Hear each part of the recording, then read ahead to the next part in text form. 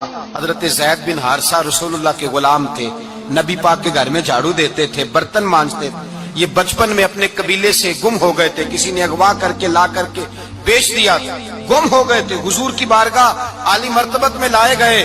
حضرت زید بن حارثہ سارا دن کام کاج کرتے، کوئی آدمی آیا ان کے علاقے کا مکہ مکرمہ، ان کو پہچان کر واپس گیا ان کے قبیلے میں اور جا کے بتلایا کہ تمہارا بیٹا تو محمد ابن عبداللہ صلی اللہ علیہ وسلم کے پاس، اس وقت حضور نے بھی اعلان نبوت نہیں فرمایا تھا، ان کے والد حارثہ چچا لینے آئے اور نبی پاک کے پاس آئے تو 2 تھیلیاں شرفیوں کی بھر کے لائے، کہنے لگے حضور یہ پیسے لے لیں، 2 تھیلیوں میں پیسے ڈالیں، دینار ہے درہم ہے، حضور لے لیں، ہمارا بیٹا دے دیں۔ نبی پاک صلی اللہ علیہ وسلم نے فرمایا تمہیں غلطی لگ گئی ہے، پیسے پیچھے ہٹاؤ، میں زید کو بلاتا ہوں، میں زید کو، ادھر دیکھیے گا، میں زید کو، میں اسے بلاتا ہوں، اگر وہ جانا چاہے تمہارے ساتھ تو مجھے اعتراض نہیں لے جانا۔ چچا اور باپ کہنے لگے آپ عجیب بات کرتے ہیں، وہ غلامی چھوڑ کے نہیں جائے گا، آپ عجیب بات کرتے ہیں، وہ مزدوری چھوڑ کے بادشاہی اختیار نہیں کرے گا، ہم کھاتے پیتے لوگ ہیں، اس کی ماں ترس گئی ہے اس کو ملنے کو، بہنیں روتی ہیں، وہ جائے گا نہیں۔ میرے حبیب نے فرمایا تم نے ابھی یہ ذائقہ چکھا نہیں، تمہیں اس کا پتہ نہیں، تو میں بلاتا ہوں، اگر جانا چاہے تو پیسوں کی ضرورت نہیں، لے جانا۔ حضرت زید کو پیغام دیا، آئے، حضور نے فرمایا وہ تمہارے والد کھڑے ہیں، وہ چچا ہیں، لینے آئے ہیں۔ جناب زید گئے، باپ کے گلے سے لگے، بچھڑے ہوئے باپ بیٹا ایک دوسرے کو مل کے کھل کے روئے، کہا بیٹا تیری ماں کی آنکھیں پتھر ہو گئی تیرا رستہ دیکھ کے، تیری بہنیں ترستی ہیں تیرے چہرے کے دیدار کو، بیٹا وہ گلیاں بھی روتی ہیں جن میں تو کھیلا کرتا تھا، پر اب فکر کی بات کوئی نہیں، اب کوئی پریشانی نہیں، میں پیسے لایا ہوں تجھے لے جاؤں گا۔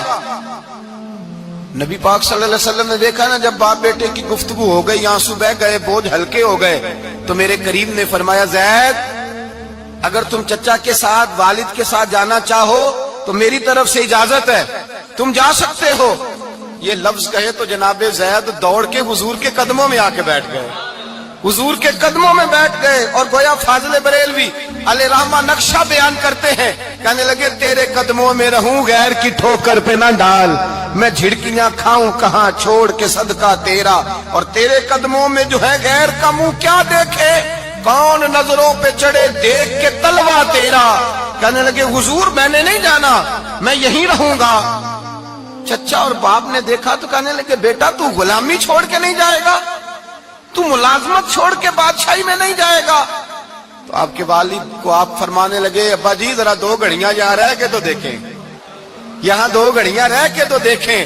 فرمایا یہاں ملازموں کا وہ اعزاز ہے جو شہزادوں کا ہوا کرتا ہے، یہاں خادموں کی وہ عزت ہے، اور پتہ پھر ان کو مقام کیا ملا، یہ واحد شعبیاں جن کا نام اللہ نے قرآن پاک میں بیان فرمایا ہے، نام اللہ نے قرآن مجید میں بیان فرمایا۔ حضور کا اپنے غلاموں کے ساتھ جو تعلق تھا، اپنے ملازموں کے ساتھ جو رشتہ تھا، بڑا آدمی آتا نا، بڑا آدمی تو لوگوں کی سانس سوکھ جاتے ہیں، اٹھ کے ملتے ہیں، بڑا کچھ کرتے ہیں، مزدور آتا ہے تو لوگ اوے کہہ کے پکارتے ہیں، ان کو خبر ہی نہیں کہ اس شخص کا اعزاز کتنا ہے۔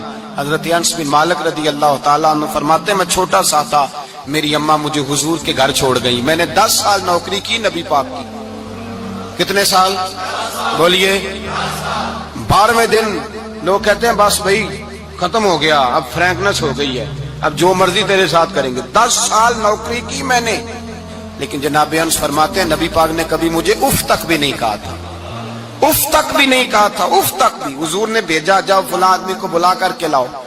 حضرت انس بن مالک رضی اللہ تعالیٰ عنہ فرماتے ہیں میں بلانے گیا، بچہ تھا چھوٹا سا، رستے میں بچے کھیل رہے تھے تو میں ان کے ساتھ کھیلنے لگا، محو ہو گیا، مجھے پتہ ہی نہ چلا وقت کا۔ حضور نے جب مجھے بھیجا تو فرمایا جلدی جانا اور جلدی آنا، اب مجھے خبر ہی نہیں، بڑی دیر ہو گئی۔ حضور وہاں انتظار کر کر کے خود تشریف لائے، کہتے جب نبی پاک آئے تو میں بچوں کے ساتھ کھیل رہا تھا، حضور نے جب مجھے کھیلتے ہوئے دیکھا، میری اچانک نظر پڑی تو میرے ہوش اڑ گئے۔ حضور نے تو کہا تھا جلدی آنا، اور میں یہاں کھیلنے لگا، یہاں اتنا الجھا کہ مجھے خیال نہیں رہا کس کام آیا ہوں۔ حضرت انس فرماتے ہیں میں ڈرنے لگا، جیسے جیسے حضور قریب آتے میری ٹانگیں کانپتی۔ فرماتے ہیں جب نبی پاک قریب آئے تو قربان جاؤں معصوم آمنہ کے، فرماتے ہیں حضور نے میری گردن پہ تھپکی دی اور حضور نے ہنس کے فرمایا او بھائی لگتا ہے تو کھیل میں گم ہوا ہے تو تجھے یاد ہی نہیں رہا میں نے کس کام بھیجا تھا, تجھے یاد ہی نہیں رہا. کہ یا رسول اللہ صلی اللہ علیہ وسلم میں بھول گیا تھا, میں ابھی جاتا ہوں. کیا انداز ہے, کیا شفقت ہے, کیا رنگ ہے. حضور میں ابھی گیا اور ابھی آیا. نبی پاک نے فرمایا نہیں یار تو کھیل میں خود ہی چلا جاتا, تو کھیل یہاں میں خود جاتا. یہ اعزاز, یہ فضیلت, یہ درجہ کس نے ذروں کو اٹھایا اور صحرا کر دیا, یہ کس نے قطروں کو ملایا اور دریا کر دیا, یہ کس کی حکمت نے یتیموں کو کیا در یتیم اور غلاموں کو دنیا بھر کا مولا کر دیا. یہ کس نے اتنا. میرے بھائی مزدور کو حضور نے اعزاز دیا. نبی پاک اپنے ہاتھ سے کام کرنے والے کے ساتھ اس نے سلوک کرتے, محبت کرتے, پیار کرتے. ایک بوڑھی اماں تھی جو مسجد میں جھاڑو دینے کی مزدوری کرتی تھی.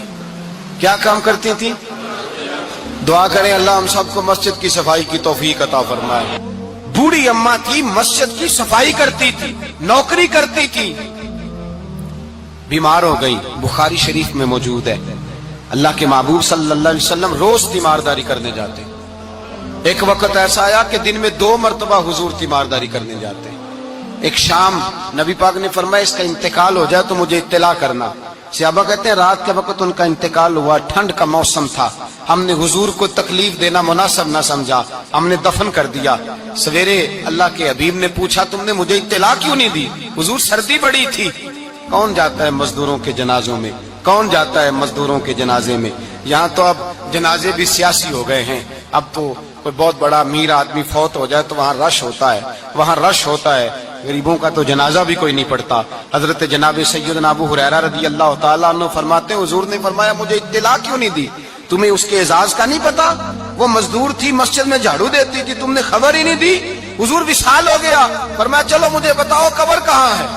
حضور سارا کچھ جانتے ہیں لیکن یہ ساری تمہید اس لیے بیان کی کہ ایک مزدور کی شان واضح ہو جائے.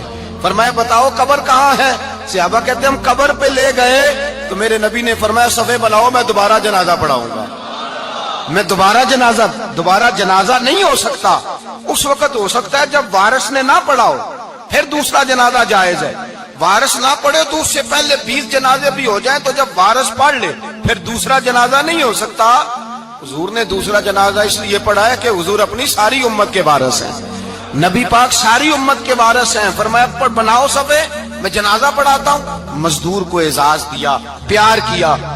حضرت عبد الرحمن ابن عوف رضی اللہ تعالیٰ عنہ فرماتے ہیں ایک دن میرا دل کیا تھا کہ میں غریب ہو جاؤں. کیا ہو جاؤں؟